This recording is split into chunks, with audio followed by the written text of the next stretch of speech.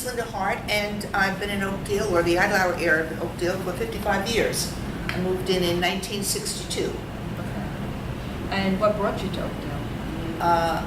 I was looking for property, and I loved the street. The street was the trees on the street. I had been all over Long Island, and I just fell in love with the street. Well, you're interested in horticulture. Yes. So that was somewhat of a draw for you. Right. Okay. Yeah. And we were talking about the pillars in Oakdale. Yes. Can you tell us about that? And All right. the history and also the restoration that went on? When I moved in '62, there were a few that were standing. Most of them were crumbled when they had been vandalized or just hit by cars.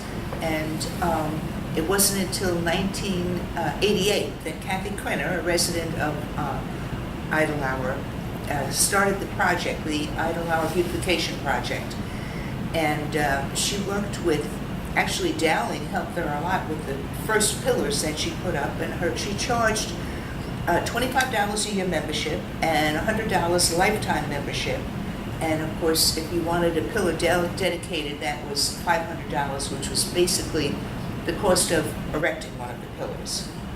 Okay, so were the pillars there and they were just being restored, or were they being made and put there? Some of them, they were actually, Charles and Edward Burke were the ones that put them there in 1927.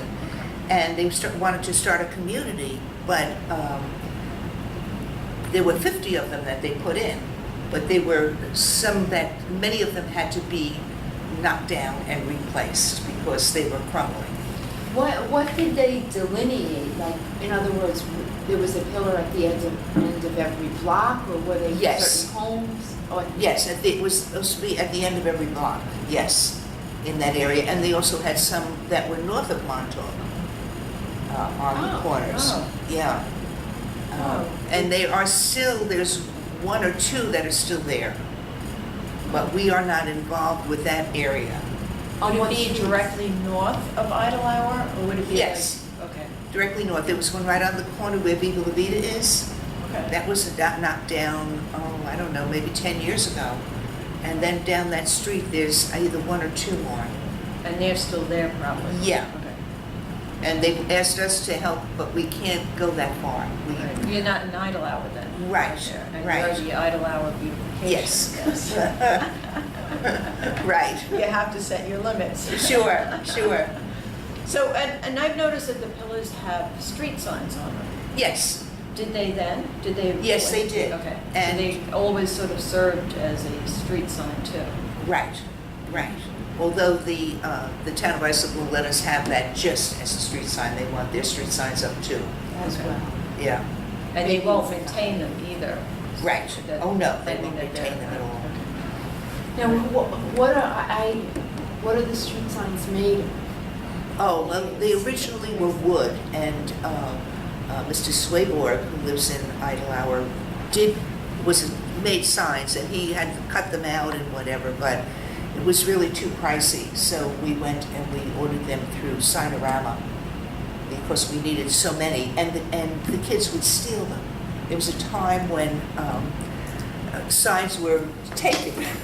Teenagers have them in their bedrooms. Right, and stuff, absolutely. So, and especially the one that was on Middlesex, that was a big Oh. one. And also that they like the Connetquot Drive. Yeah. I guess you have 5 children, so you have a tolerance a little bit. You can laugh about this stuff. That's good. Right. So then we have them made now, as opposed to, and then we also had at the beginning an artist would put the lettering and everything on it, but the numbers, No more. the letters, no more. But there's like a consistent font across the board that you guys chose, Yes. and a color, probably. Yes. Yeah. But apparently, originally they were black, which we didn't know, and then we went with the brown, so. So, are there pictures of the original ones that you were able to see? Not that I know of, Just no. people knew that they were Yeah. originally black. Yeah, and then, of course, they had a different type of urn on the top, but we picked one that seemed to be the closest And we got them from the statuary up on Sunrise Highway in Bohemia, which is no longer there. Right. I think there's some type of condo thing there. But then he went out of business, so we bought the mold from him so that we would. That was smart. Yeah. He gave it to us at a decent price. I think it was $400, where they usually go for over $1,000. And who We've pours been those? having a really hard time finding a mason.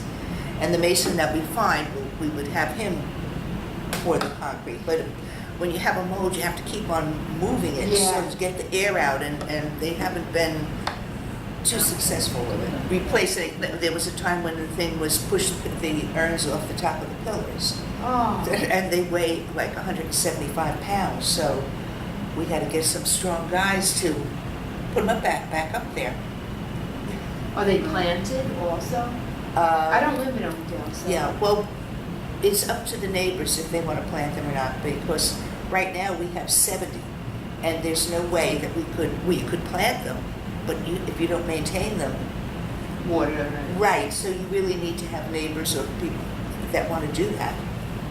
Yeah. And I see that there are different ones. Some people have them planted. Yes. And then there's one down by the Vanderbilt Walk that's got a Heron. A heron. Yes, yeah, a heron on it. They look I love that. It's cute. Yeah, Yeah. What way is it? It's like a statue It's a or something statue, like but that? it's very realistic, because I had somebody in the car and they said, we were driving by, oh, look, there's a bird in there. It could fool you. Right, and they So, had really. I think maybe it was a seagull in there originally, but they was knocked down or stolen or whatever, so Yeah. they did put the new ones in. Yeah, Yeah. yeah. So it's sort of charming that they're It all is. different, that people, Yeah. plant different things or put different things. Right. Yeah, it gives it a little character. Right. Yeah. So what, did the beautification society begin because of that, or had it already existed? No. They just took this. It started in themselves? '88 when Kathy Crinner decided to do something about it. So they did start because of the pillars? Yes. Okay, so that's how they were formed? Right. To kind of restore those? And then when when Kathy moved, Bob and Wanda Callis took over the project. They also Pretty live good. in Idle Hour. Oh, yes. So what? Oh, well, I like the four in my corner. Oh, you have 4? Yeah. In other words, so We're on is, Idle Hour and Connetquot Drive, so that was one of the original corners that they were on. Yeah. And I think it just looks nice. yeah. Do you plant any of them? I don't, but my neighbor does. But then the one neighbor. Everyone's pillars should reflect themselves, Right. I guess. Right. So. So people actually, I guess, I'm just clarifying, have ownership of a pillar. Like they Well, say. yes, I paid, when my son passed, I got a pillar in his honor. Yeah. Oh, okay, and then that's yours. Yeah, Is that that's- one planted? Yes, uh-huh. Okay. And then we put, my other neighbor puts wreaths on them at Christmas time, which is very nice, but she's not allowed to put them on the one pillar. So they're not uniform in any way. People, it's just when you go through there, you're gonna see, a lot of towns will do Right. very uniform. Well, we would like it if everybody planted their urns, but they just don't, or they plant them and can't take care of them. Or they put herons in them, or whatever the Yes, the that- bird was. which was That's fine. nice. That was Yeah, cute. That Yeah. is nice. I like.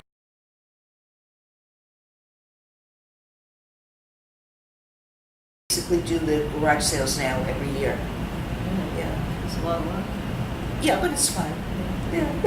It's helpful instead of having people throw everything in the garbage. Yeah. Right. Is it a so every family contributes? Well, And where is it it held? started out with just friends of mine. Actually, it started when I was involved with Orba, which was the art organization in the Connetquot High School. And I used to have garage sales then, and it was just people that I knew would give me stuff. And it's still the same way. And once my kids were out and I was doing it for the art organization, I said, hey, wait a minute. I think I'm going to do this for Oakdale. So that's what I did, yeah. And it's held on your property? I do it on my property, yes. And Town of Islip allows you to have a garage sale twice a year. Oh, okay. Yeah. And what month of the year do you do I that? usually do one in the spring and one in the fall. Oh, nice. Yeah. And you just had one for the Oakdale Historical Society. Right. And I've also done 3 for the pillars. Yeah. Yeah. But as I say, now the masons want at least $2,000 to erect a pillar if one is damaged.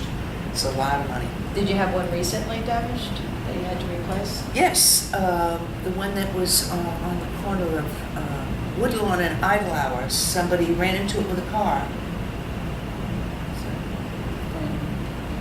Yeah, I guess the insurance. The insurance did pay for that, yes. Oh, they did? Okay, They did that's pay for good. that one. That was the Yeah. last one that we had done. That's good. You didn't have to do a fundraiser. for- Right. Now, are they solid cements? That would be so expensive. Or they're probably blocks? They're, right? yes, cement blocks. Those they put down a base. Of blocks. I think the base might be cement. Cement, okay. And then they use cinder blocks. Oh, right. Yeah. And then they stucco it on the Yeah. outside. And somehow they connect the cinder blocks together with cement, I'm sure. Cement, yeah. Yeah. Oh, yeah. That's interesting. But they have to come back at least 3 times to do it, and we can't find anybody really interested. So that's unfortunate. Could they be given like a historic designation, or have you tried that? No, we haven't, I wonder if they could. because most of them are instead of being original, they've been replaced. Yeah. So I don't think that would work.